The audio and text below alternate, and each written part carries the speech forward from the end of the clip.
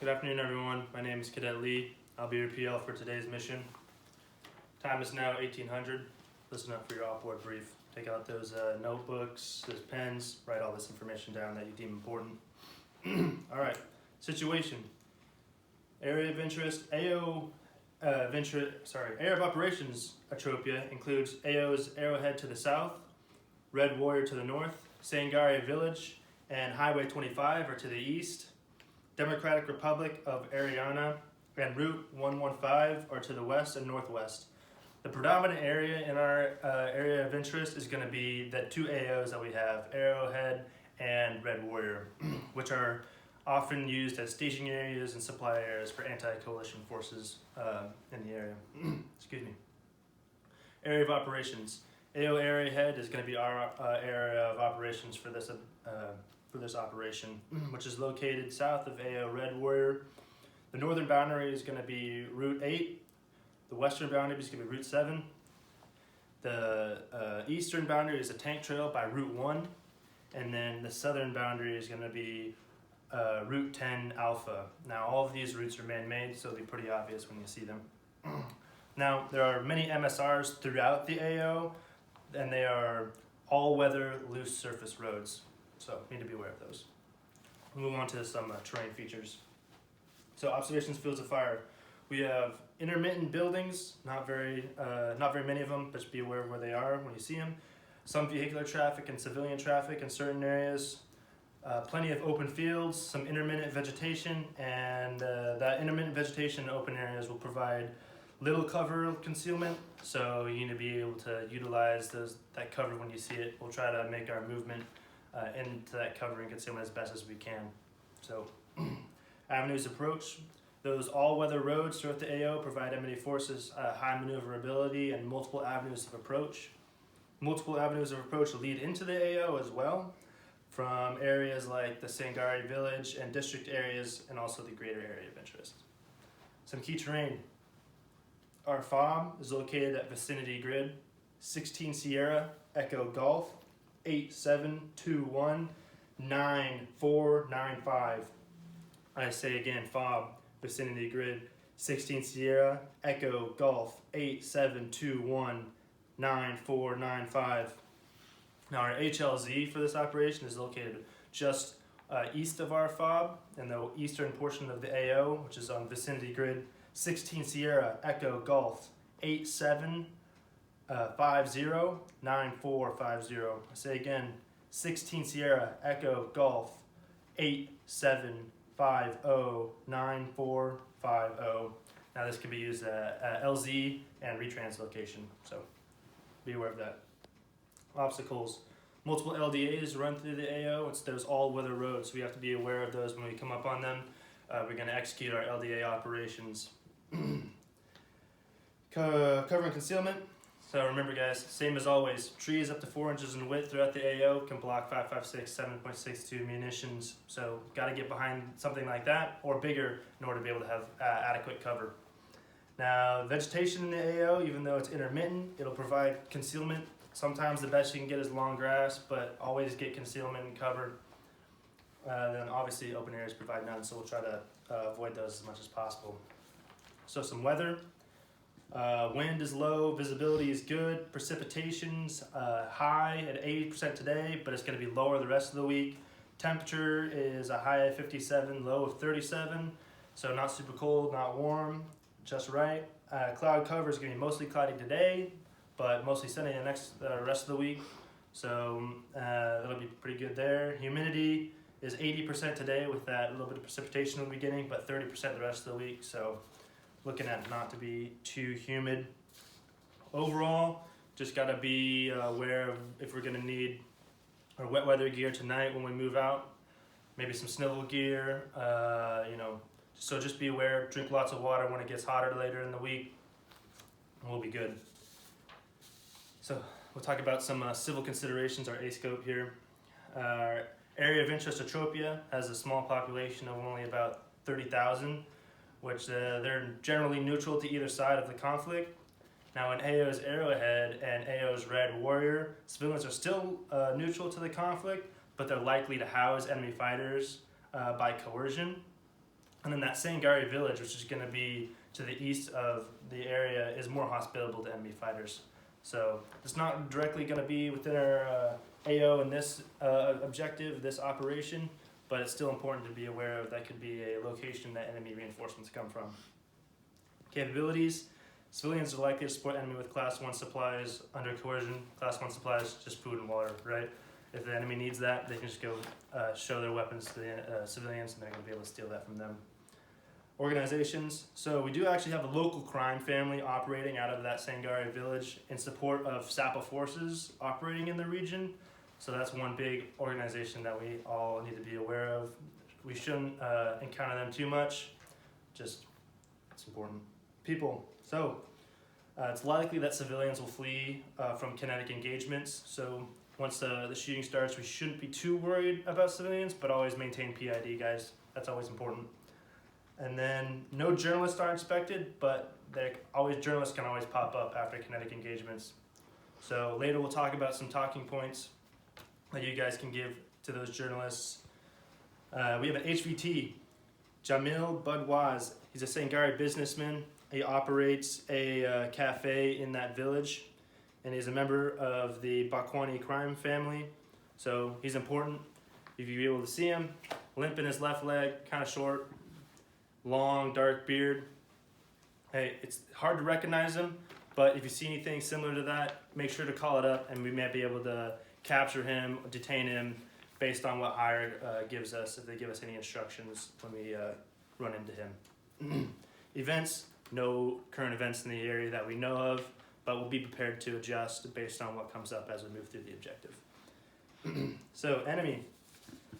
I'm going to briefly go through this and say what's important. So pretty much the enemy has been operating mission command nodes in the area in support of that SAPA force. They've been housing weapon caches and stuff throughout the AO. They have armed with stolen small arms weapons, which are equivalent to RM4s and R249s. They also ended up with some 60mm mortars and some grenade launchers. So just be aware of that. We outgunned them, but they still have decent firepower. Personnel, they're projected up to be about 12, organized into maybe 3 to 4 person squads. Again, we outnumber them, but they are deadly. Enemy uniform, typically dark clothing, not equivalent to a military uniform. Say again, not equivalent to a military uniform, guys. We're not going to be seeing some guys out there that are easy to identify that we need to take out. So we need to be able to have that good PID to determine, hey, who's civilian and who's the enemy threat. Be aware of the ROE. We'll go into that later, but that's important to keep in mind. Now, enemy reinforcements can be committed to any location using those all-weather roads within 20 minutes, so we get in and off the objective, hopefully under 8, no longer than 10. Now, enemy is known to attack a larger force, so they will be coming at us, and will seek to defend the key terrain that they take. So the enemy most probable course of action is they will conduct reconnaissance, small-scale attacks on larger forces using IEDs, small arms, and then again they're going to defend that key terrain until the last man. Enemy forces, their most deadly course of action is they'll seek to isolate and destroy one U.S. squad. They'll fight to the last man using suicide techniques in order to achieve desired effects, and employ those 60mm mortars that they got in order to degrade coalition freedom of maneuver. So as we're moving, they might be able to get those 60mm mortars on us, so be prepared later. We're going to brief that black and gold plan if we take indirect fire, and then make sure we don't isolate one squad, right? We're always going to have those security measures up, 360 security at all times, so if one squad does get semi-isolated, we'll be able to react to contact and be able to destroy the enemy forces that engage us. Now, friendly forces operating in the area. Alpha Company, 112 Infantry, we continue to conduct combat operations throughout AO Red Warrior and AO Arrowhead in order to destroy enemy forces and prevent their control of key terrain. So we have some adjacent units in the area, our sister platoons, right? Second platoon, they're going to be blocking some enemy forces. They're blocking the enemy reinforcements. Their purpose is to disrupt those enemy operations and allow a freedom of maneuver for the decisive operation. Now, where the decisive operation is going to be attacking this command node that we're on. So they're going to be helping us out by stopping enemy reinforcements. Adjacent Unit 2, Shaping Operation 2, is going to be our 3rd platoon.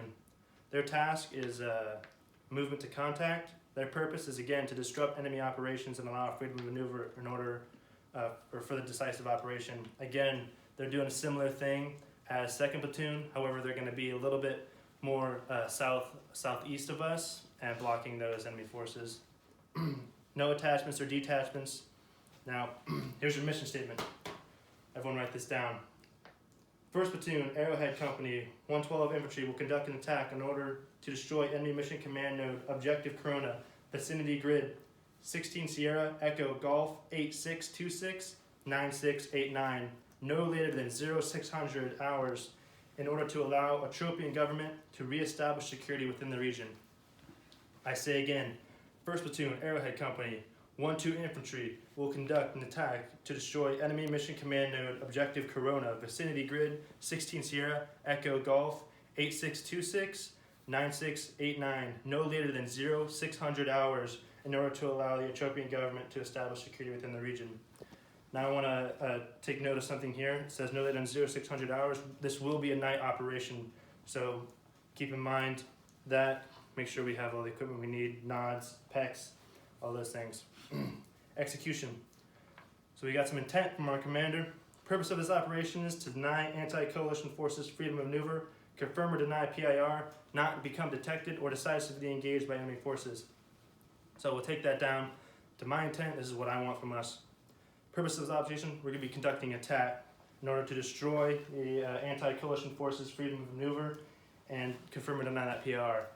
Boil it down. Hey guys, we're just going to be doing an attack on this objective over here to destroy the enemy forces, and it's going to not allow them freedom of maneuver based on where we're operating. So it's going to deny them that. And then PIR is really important. See what information we can get from the enemy mission command node and other things, and enemy prisoners if we get them.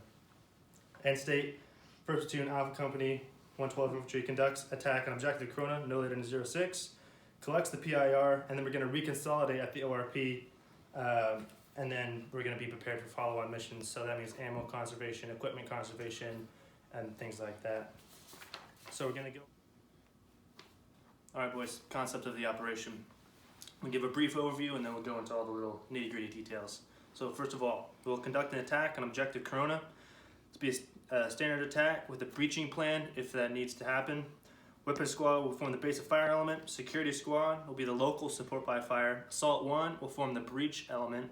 Assault 2 will be the main assault element with Assault 1 in support. So quickly I'm going to go into some tasks to subordinate units before we get into our scheme of maneuver. So I just mentioned it before. I'll go into a little bit more detail. The decisive operation integrated within us is going to be Assault 2. Their task is going to be the actual assault of the objective. Their purpose is nested. So a nested purpose means it's going to be integrated into my platoon intent, which is just going to be assaulting the objective, doing actions on the objective, getting that PIR, things like that. Shaping Operation 1 is going to be Weapon Squad. Their task is to establish our support by fire, that base fire element. Their purpose, to allow freedom of maneuver for everyone else. Shaping Operation 2 is going to be Security Squad. Their task is to establish the support by fire 2. It's going to be that local support by fire. Their purpose is to allow freedom of maneuver for the breaching and the assaulting element. Shaping Operation 3 is going to be Assault 1. Their task is the breach, and their purpose is to allow freedom of maneuver for the assault element. However, they also have some secondary purpose. Their secondary purpose is going to be assault as well. So they're going to be in support of a second assault squad, and if they need to go up, they'll also be right there for the assaulting operation. So we're going to go into some scheme of maneuver now. This will be a 6-phase operation starting here at the FOB. Okay, so phase 1, this is the pre-mission at the FOB. This is what we're doing right now. This is going to be where we conduct our PCCs, PCIs, our rehearsals, and some other briefs that we might need. Now, some important rehearsals that we're going to conduct after this brief are LDA crossings, breaching operations, and then our specialty teams like EPW, aid and litter, and demo. So team leaders, squad leaders, that's on you to get that done after we finish this brief. Now, This phase will end when we step off. So this phase ends at SP. Now, phase 2, this is going to be our movement phase. In this phase, we'll move from our fob to the designated ORP location. We're going to take the ORP by force. And this phase ends with a successful occupation of our ORP. So take a look here, boys. This is our fob right here. Now, when we're going to move out, it's going to start with security squad, assault 1, assault 2, and then weapon squad or 4th squad is going to be integrated, right? Gun 1 is going to be with the PL or me and my RTO in between the 1st squad in our order of movement. So that's going to be security. Then the PSG with the medic, FSO is going to be with me, is going to be behind our assault squad, assault 1, and then assault 2 is going to be pulling up the rear. Now, our initial CCP is going to be our fob. However, we're probably not going to take contact right there, so just be aware of that. Now we're going to move to our ORP, going at about 220 degrees, around 600 to 800 meters, until we reach a good spot for our ORP. I have map reconned it. However, sometimes map recons are wrong. We're going to look for a good spot, set down there. So we move off, boom, take the ORP by force. It's our I have an SOP for that. Everyone should know what that is. We will continue to do rehearsals with that later. Boom, set up in a combat football, and then all the leadership is going to be in the middle. Now at this point, our CCP will be our ORP. So that's phase 2. Phase 2 ends a successful occupation of our ORP. Now we're in phase 3. Phase 3 is going to be our recon phase. During this phase, we'll conduct leaders recon to pinpoint the objective, confirm or deny what PIR we might be able to see when we're not on the objective yet. And then while we're on that leaders recon, the platoon sergeant with most of the units still going to be back at our ORP. They'll be conducting MWE and executing our RUC plan. MWE just stands for men, weapons, and equipment. It's going to make sure we have everything that we need, confirm that we have everything that we need. You know, our breaching equipment, our controls for shift fire, lift fire, things like that. Make sure everyone has reapplied face paint, you know, all those little things that can slip up as we make our movement. So, leaders recon. It's going to be me, RTO, and then here. It's going to be me, our RTO, squad leaders, alpha team leader of the security squad. We're going to the objective. Time of return, it's going to be 45 minutes. What to do if we don't return? First, you can establish radio contact. And then if radio contact can't be established, platoon sergeant will take the Bravo team leader, or sorry, the assault team of assault 1. And then he's going to go and locate the recon element. So what this is going to look like, we're going to have a little recon element here. We're going to go off. We're going to get eyes on the objective. So when we're getting eyes on the objective, first we're going to pinpoint, right? We're going to make sure that it's in the right place. And then there's some things that we need to see if they have, because the most probable course of action of the enemy is setting up defensive positions, right? So we're going to see if they have some obstacles in our way, whether that's concertina wire, our trenches, or other things like that. So we're going to locate that, locate some PIR. Then we're going to set up our support and assault positions. So all the squad leaders that are going to be with me, we're going to move around, we're going to locate a good support by fire position, right? We've already map reconned it, we want to make sure that's good. We're also going to locate our good assault position. And then we're also going to locate good release point. At this point, once we've located all these things and done all of our the stuff that we need to do, we're going to leave our SAW and a grenadier at our release point to be our S&O team, and then we're going to move back to the ORP. At this point, we're going to leave GOTWA 2. So GOTWA 2 is going to be where we're going. We're going back from the release point back to the ORP. Who am I taking with me? Me, RTO, all the squad leaders, Alpha Team Leader, and Alpha Team Leader Rifleman. We're leaving back that Alpha Team SAW and that Alpha Team Grenadier, right? So, what to do if we don't return? It's going to be maintain radio contact after 15 minutes. If radio contact can't be established, you're going to wait there for another 10 minutes. Always maintain and kind of get that radio contact. If you can't get it at all, then they're just going to head back to the ORP. There's no point just leaving them out there all alone if they don't have any comms and they don't know where we're going or where we are. And then if that happens, we're just going to meet back up, and then we're going to go back out there and then continue the mission. Actions on contact. If they take contact, they're coming back to us. If we take contact at the ORP, we'll radio them. They'll come back to us, and then we'll fight from the ORP. So now we're going to move in to phase 4. Phase 4 is going to be our employment phase. So this is where we're all going to get into position.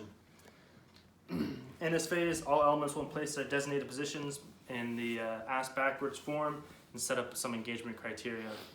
So this is where it's going to get a little bit more in depth, a little bit more confusing. And we'll go to our little macro train model to make it all look a little bit more simple for you guys. So I'm going to pick up all my pieces here really quick. So what we're going to do is we're going to move to a release point. The whole platoon will move all at once to release point. And since all the squad leaders know exactly where they need to be, all I can say to my squad leader is, hey, weapons, break off. And then the squad leader can lead them to the point that they need to be. I don't have to micromanage all the little pieces, all the little moving pieces that are going to happen, right? So we hit our release point. We're going to come up to our macro train model, and our support by fire position is going to be here most likely, right? So we've set it up. Boom. 4th squad, our weapons squad, is going to be set up right here on that support by fire location with our platoon sergeant and our medic. Okay, I lost my platoon sergeant piece. Oh wait, no, there he is. Boom, platoon sergeant and medic. All right. And then, while that happens, our security squad is also going to be setting up. We're going to have a little bit of local security as well. So some of the weapons squad is going to be split up, and they're going to have a little position, a little LPOP back there on their own. And then, while that happens, assault's going to come up, set up local support by fire. That's going to be assault 1, right? Assault 2 is going to be set up next to them, getting ready for their breaching operations and their clearing operations. Wait, excuse me. Yeah, security is going to be over here at assault, and then that goes there. And then at this point, our CCP is also going to change. It's going to be right behind the support by fire position. And again, some elements of these units will break off and make a small security position behind that local support by fire, where me, the PL, and the FSO will be. Now, at this point, we've been placed, and the next phase is going to begin. So phase 5 is the execution phase. In this phase, we're going to execute our attack. Initiation will be my radio signal to the platoon sergeant to engage. Now, the real engagement is going to start once that 240 starts opening up.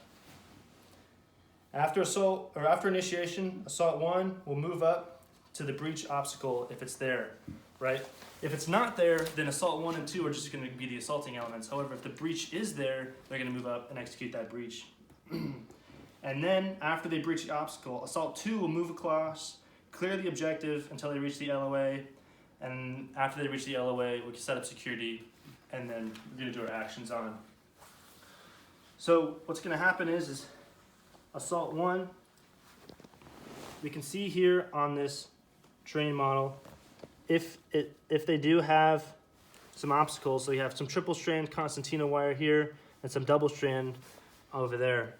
So what's going to happen is assault 1 is going to come up.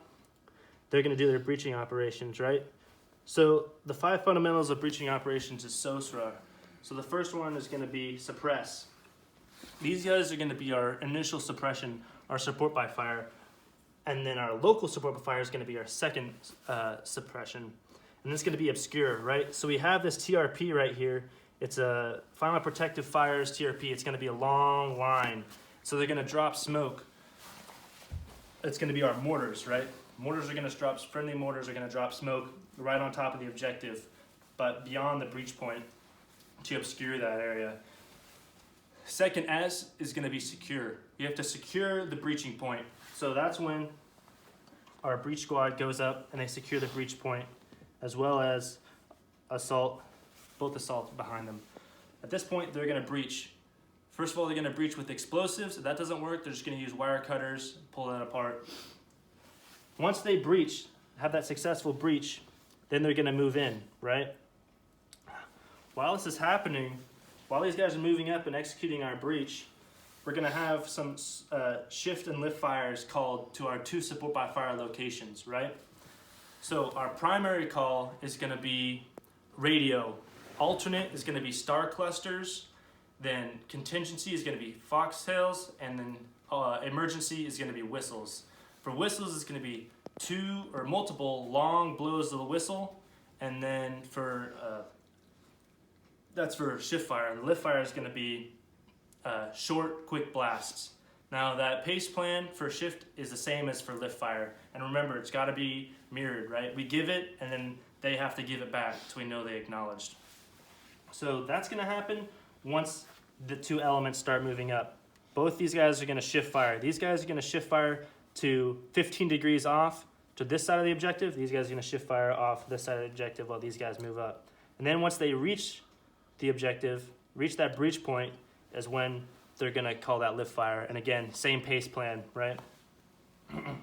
So they're going to breach. Boom. Upon successful breach, the elements are going to assault through the objective. Now, assault 1 is going to be the secondary assault, right? Because assault 1 is going to be the breaching element.